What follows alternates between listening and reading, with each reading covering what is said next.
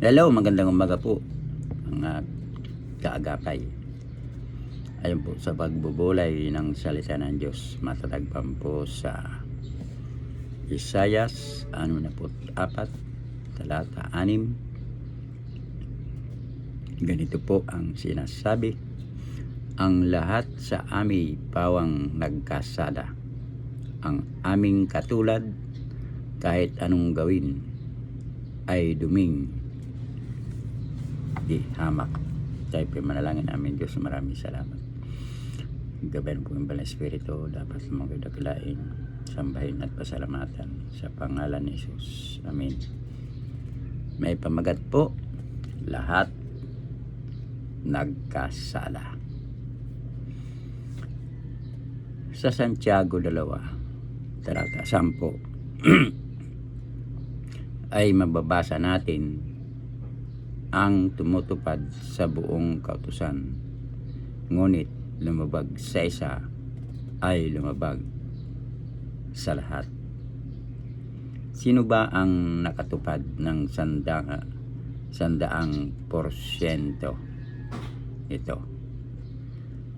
Wala. Lahat tayo ay mayroong nalabag, kaya lahat tayo ay tumatayo bilang nangangailangan ng kanyang biyaya, at sa pamamagitan lamang ng kanyang habag kaya maliligtas.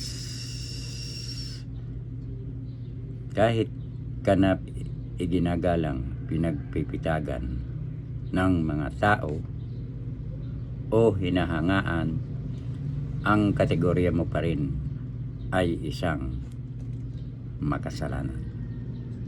Kailangan natin ang isang tagapagligtas, tulad ng sinasabi sa Roma 3, talata 23, sapagkat ang lahat ay nagkasala at walang sinumang karapat-dapat sa paningin ng Diyos. Kailanman hindi natin maasahang maranasan ang kaligtasan ng Diyos hanggang iniisip natin na ang mabuting gawa ay sapat.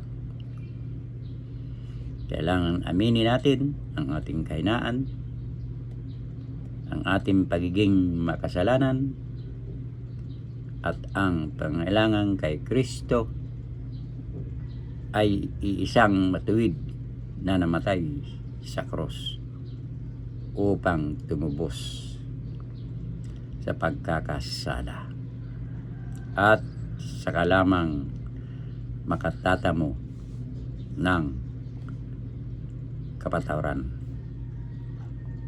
Walang mabuting makasalanan, subalit sa pamamagitan ni Kristo ang isang makasalanay ay maaaring maging mabuti. Ayon sa ating pinagbubulay-bulayan, ang lahat ay aming pawang nagkasala, ang aming katulad kahit anong gawin ay duming di hamak.